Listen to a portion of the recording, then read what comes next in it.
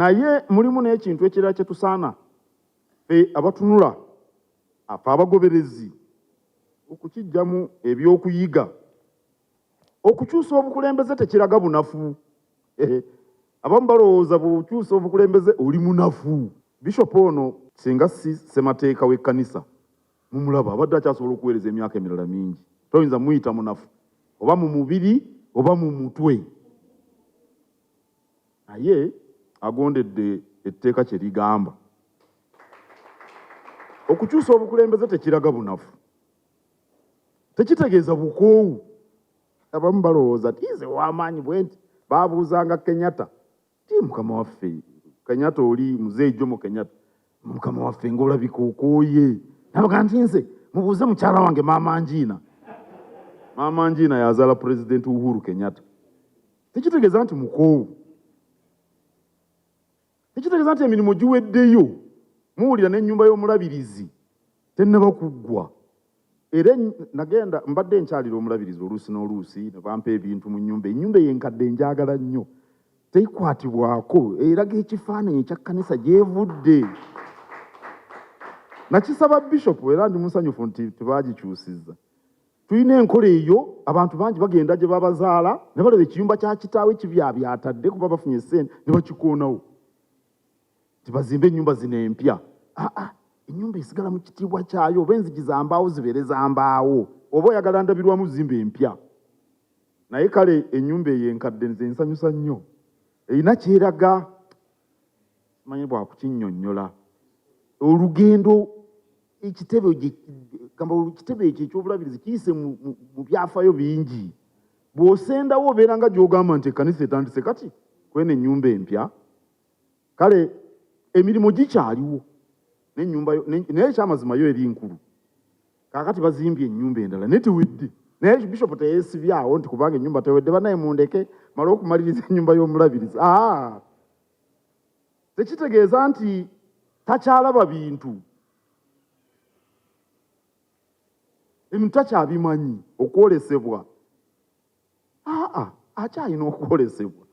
Era nkakasa bwe banaagendanga mu nnyumba y'abalabirizi ajja kuwanga ebirowoozo bye. Oba oli awo ne Bishop Nsereko ng'atuuziddwa ajja kumwebuuzangako ng'akyalina amagezi g'asobola okumuwa. Okuwummula kitegeeza nti gwe awummula okitegedde nti obusobozi Katonda yabuwa n'abalala si gwe wekka. Ekitegeeza ekyo tusaana okuyiga mu nkola eyo. Era kirungi obutasindiikirizibwa mu bukulembeze. N'owaayo obuvunaanyizibwa era n'olaga nti okuwummula si kukoowa. Kyakuyiga bino si bya kkanisa era nkakasa abakitegedde bajja kukubira Mukama mu ngalo. N'olwekyo Bishop obuweereza bubadde bwa bibala ne maama tubafunyeemu nnyo era tubeebaza nnyo.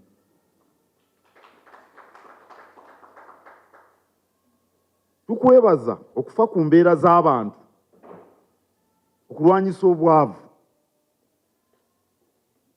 Omukulembeze w'eddiini omulimu gwe omukulu kulyowa myoyo. Oyinza okuyigiriza ebiragiro bya Katonda 10, oyinza okuyigiriza amasakalamentu, oyinza okuyigiriza ebyo byonna ebikwata n'omwoyo. Naye omwoyo gubeera mu mubiri. Omwoyo gubeera mu mubiri. Ate omubiri gulina ebyetaago byagwo okutuusa lwe gufa. N'olwekyo okufa ku mbeera z'abantu omulabirizi omulamba ne yeenyigira mu kulima emmwanyi. Abantu bafune ageeyamba. Nze ndowooza nti eyo y'eddiini eyannamaddala. Njogera bwe ntyo kuba tosobola kwagala Katonda gw'otalabanga. Nga toyagala bano boolaba b'obeera nabo buli lunaku. Abantu nga bawamma tebalina kaakulya.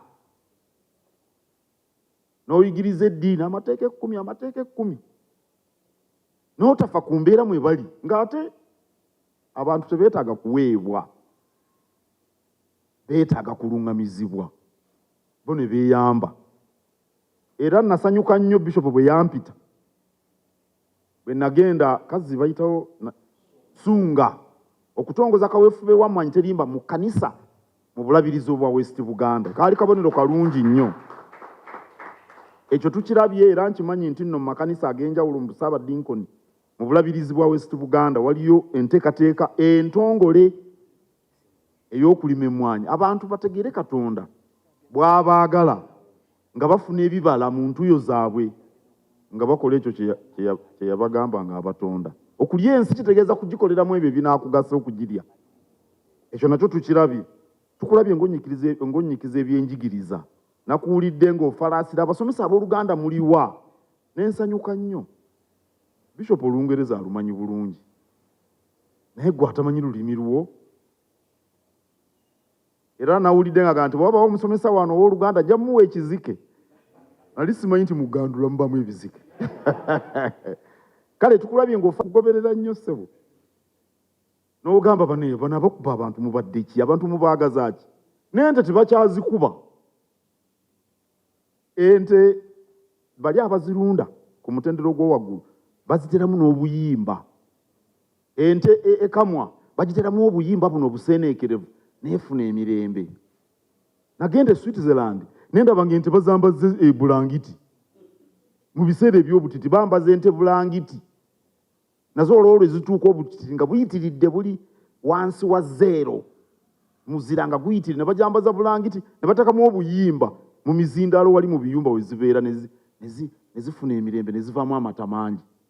Obanga n'ente tekyakubwa okuba otya omuntu.